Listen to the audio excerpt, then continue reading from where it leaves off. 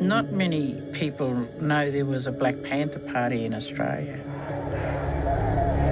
It was 1971 in Brisbane. There's only about 9 of us. Us women were on the front line too. Some of us, we paid a price. I think it's time Black women of this country come out with the truth of the abuses. At the height of the Black Liberation Movement, I was very supportive of the Black Panther Party. Blocks and blocks of people were waiting to go into this house where the Chicago police had assassinated Fred Hampton, who was leader of the Black Panther Party in Chicago. So when I went into this house and I looked down at the blood-stained mattress and the bullet holes, I was tormented.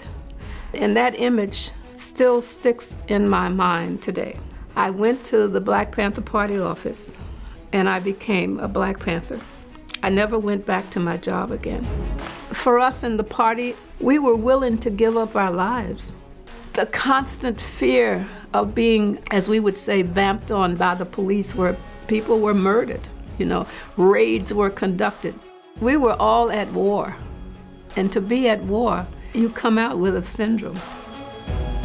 The influence of the party globally, it was just incredible. There were chapters of the party in Algiers with Kathleen Kleber, the voice of the Lumpen in Germany, women were in the forefront of that, but their names would not be entered into the history books. But you do hear about the men. So, we have a responsibility to unearth that, because Me Too extends far beyond what we're hearing about today.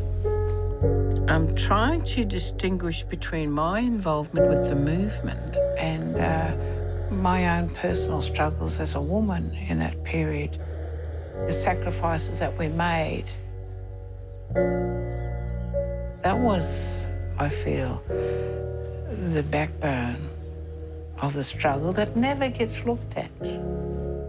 We know what it's like, how sexism enters into the picture and how destructive that can be. Like Marlene, who survived it. She's a survivor. But there was a lot of internal pain and suffering that she was experiencing. And she tried to find ways to deal with that. So she then takes this journey, the rape, the brutality, the street work. For many women, that's so dehumanizing, and sometimes we can't get up. But every time, something is here that moves her to push her to say, that there is not me. That's not me. Here's who I am, and I'm going to keep pushing forward. And I think that's what I respect.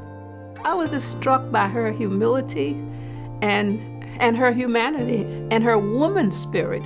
You can face your demons and say, this is what happened to me, to put it out there in a way that shows that you are still strong and tall, in no way diminishes you as a woman, and she was able to do that, but it took a while for her to get to that point. Our struggle will always be a continuum. The Black Lives Matter movement is a continuum of our struggle for liberation and the recognition that we're still being murdered, that we're still being targeted. And Marlene says that when the party was decimated in Australia, she didn't stop struggling either. It's inside. I mean, you internalize it. It's a part of who you are.